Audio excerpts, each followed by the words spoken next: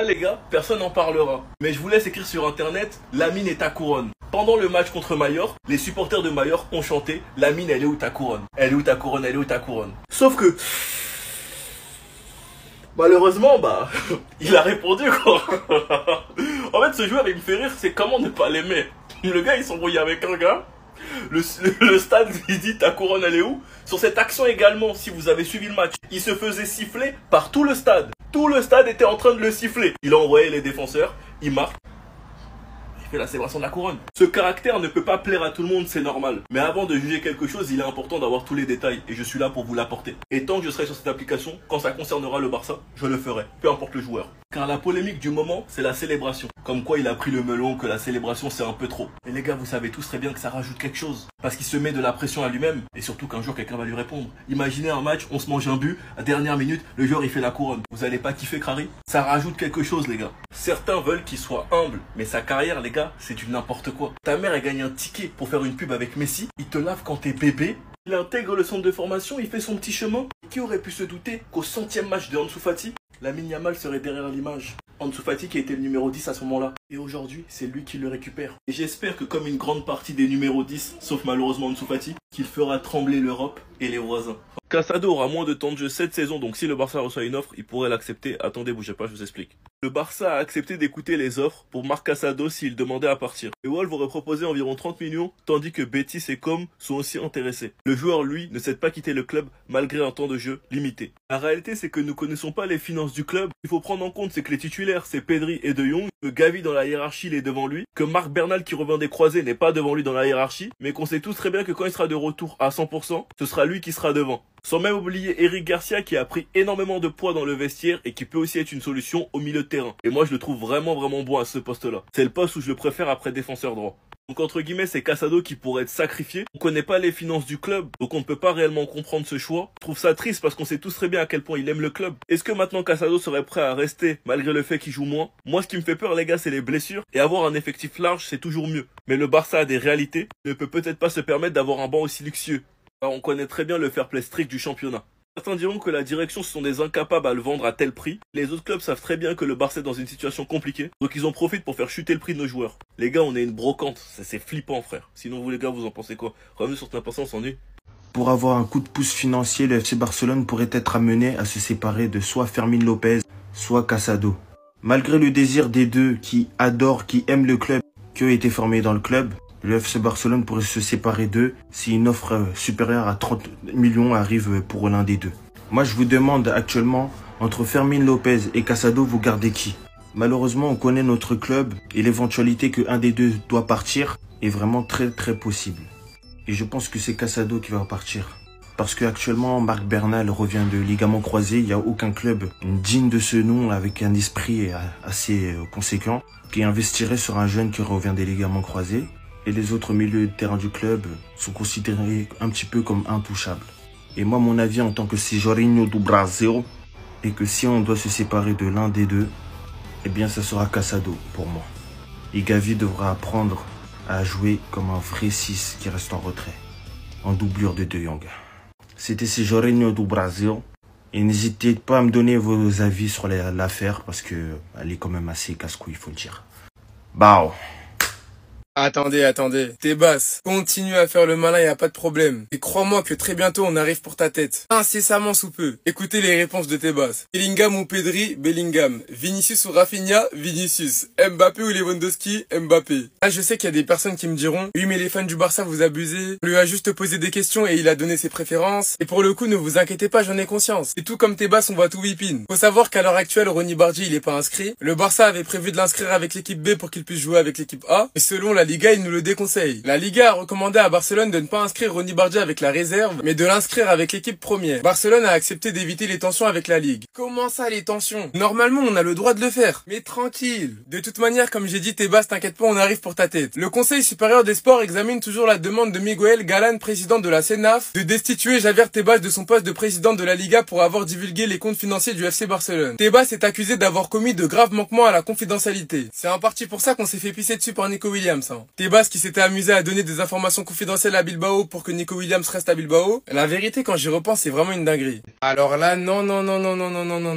Je suis désolé, mais non. L'entourage de Julián Álvarez pense que l'Argentin a fait une erreur en choisissant l'Atlético. La source, c'est quand même El Chiringuito, donc on va prendre l'information avec des pincettes. Et en tout cas, si c'est réel, j'ai juste envie de dire et du coup. Et vraiment et du coup. Parce qu'au bout d'un moment, je suis désolé, mais le choix d'aller à l'Atlético, c'était sa décision. Personne l'a forcé, etc. C'était sa propre décision. Et quand je dis ça, attention, ne croyez pas qu'Alvarez c'est un joueur que j'aime pas. Pour ceux qui me suivent, vous savez qu'Alvarez c'est un joueur que j'aime beaucoup. Il y a quelques mois d'ailleurs, j'avais fait une vidéo sur lui, dans laquelle je disais que c'était un de mes rêves de le voir au Barça. Alvarez au Barça. Ça, c'est un de mes rêves que j'ai depuis très longtemps. Et en soi, si je dis tout ça, c'est parce que avant il était à Manchester City, une équipe qui jouait la possession et qui avait un style de jeu qui lui correspondait. Et derrière, il va à l'Atlético. Une équipe avec une tactique de jeu qui est de base assez défensive. Même si on va pas se mentir, mais lors de la saison dernière, c'était assez équilibré. Au passage, pour la première fois de sa carrière, il a fait une saison blanche la saison dernière. Avant ça, il avait toujours remporté au minimum un titre. Et pour son premier match de Liga avec l'Atlético cette saison, malheureusement pour lui, ils se sont inclinés sur le score de 2-1. Alvarez avait d'ailleurs inscrit un magnifique coup franc pour l'ouverture du score. Et à la fin du match, malgré la défaite, il a fini MVP. Bref, en tout cas, on verra bien quel sera l'avenir de Julián Álvarez. Si l'été prochain, il quittera l'Atlético ou non. Du côté du Barça, je rappelle qu'il sera dans le viseur l'été prochain pour remplacer Lewandowski. Hansi Flick a l'air de vraiment l'aimer. Et certains joueurs du Barça également. Après, reste à voir si on aura l'argent. Bref, en tout cas, n'hésitez pas à me donner vos avis dans les commentaires, histoire de savoir ce que vous en pensez. Et moi, je lirai tout ça.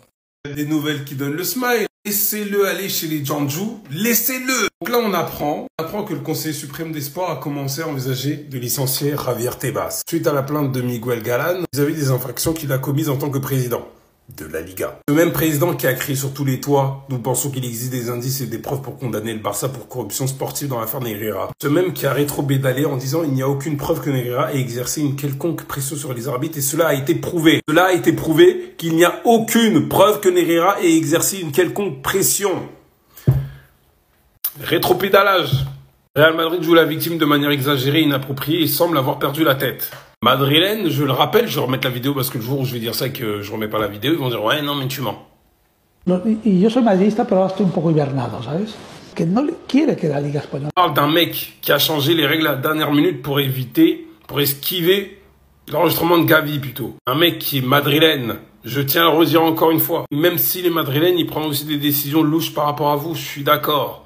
Quand je vois que lui et l'arbitre du Classico font des réunions secrètes la veille d'un Classico, permettez-moi de m'interroger. Surtout quand on voit comment on a été arbitré. On va vous le remettre quand même.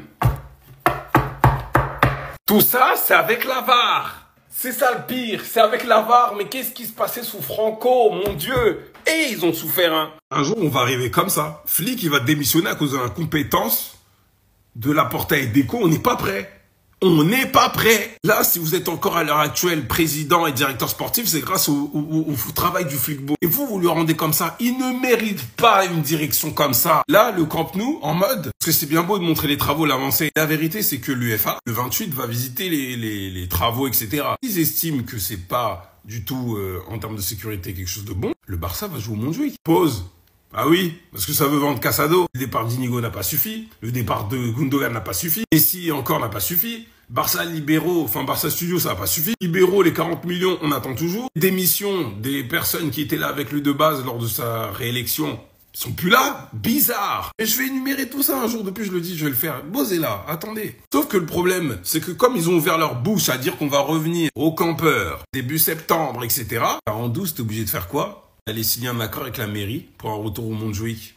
Toute cette communication, ouais, on se débarrasse du Montjuïc, ouais, Laporta, alors qu'on avait des problèmes financiers, il s'est dit, on va lancer le projet du stade. Tu engages une entreprise qui a 1 an de retard sur les travaux de base, en leur enlevant la possibilité d'avoir cette sanction-là d'un quoi 1 million par jour de retard. Une entreprise qui a quoi comme seule expérience, un stade à plus de 25-30 000 places. 2 joueurs internationaux brésiliens viennent d'être proposés au Barça pour la fin de Mercato. Écoute bien, je t'explique tout ça. En ce moment, l'actualité Mercato côté Barça, elle est surtout marquée par les départs. Donc on a plusieurs joueurs comme Oriol Romeu, Iñaki Peña, Hector Fort qui devraient partir. Marc Casado pourrait même être vendu dans le cas où il décide de partir. Mais au niveau des arrivées, c'est vrai que j'avais fait une vidéo sur Pavard, mais ça s'annonce plutôt calme. Mais il faut quand même signaler que le Barça reçoit des propositions et aujourd'hui on a appris que 2 internationaux brésiliens ont été proposés au club catalan. Donc d'abord on a Caio Henrique, le latéral gauche brésilien de Monaco. Et le deuxième joueur qui a été proposé au Barça n'est autre que son compatriote et coéquipier en club Vanderson qui joue sur le côté droit. Et d'ailleurs Vanderson, on en avait parlé plusieurs fois au Barça ces derniers temps. Mais voilà, les 2 joueurs ont le même agent et il s'est réuni avec Deco aujourd'hui pour savoir si le Barça voulait les recruter ou non. Donc voilà, je vous mets la source, c'est le journal Sport. En gros, Caio Henrique et Vanderson, ils ont des propositions d'autres clubs et l'agent a voulu savoir si le Barça était intéressé parce qu'évidemment, il donne sa priorité au Barça. Mais a priori, le Barça n'est pas intéressé, pas parce qu'il n'aime pas ses joueurs, mais tout simplement parce que ça va être très compliqué de les recruter et surtout de les enregistrer en cas d'éventuelle arrivée. C'est vrai que Hansi Flick, il aurait pas forcément craché sur un renfort en défense, mais bon, pour l'instant, c'est pas vraiment d'actualité à cause de cette situation compliquée avec le fair play financier de la Liga.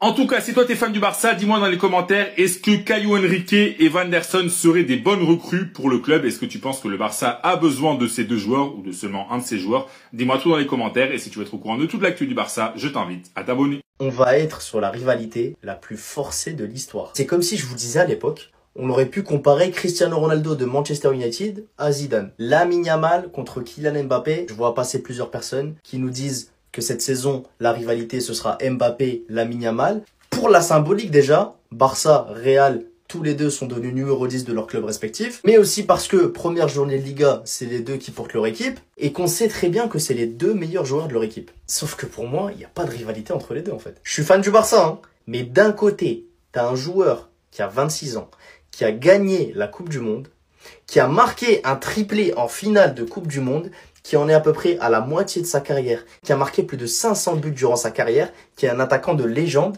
à Lamine Yamal, 18 ans, qui vient de commencer sa carrière, qui est peut-être le footballeur le plus précoce de l'histoire, mais qui vient de commencer sa carrière, je le rappelle, et vous allez me dire que ces 2 mecs sont rivaux. Pour moi, ça n'a pas de sens. Ce n'est pas les mêmes standards. Il y en a un qui a accompli beaucoup plus que l'autre. Laissez Lamine Yamal faire son chemin. Je trouve que cette rivalité n'aura aucun sens et sera juste forcée. Et en plus de ça, je trouve que les 2 joueurs n'ont rien à voir. Lamine Yamal, c'est un créateur, c'est un ailier pur. C'est pas quelqu'un qui va stater, qui va marquer 40 buts par saison. Alors que Mbappé, c'est plus un finisseur que Lamine Yamal. Et on sait tous que Mbappé, son plus grand souhait dans un match, c'est de marquer un but. C'est pas d'être dans la percussion, de mettre des passes décisives.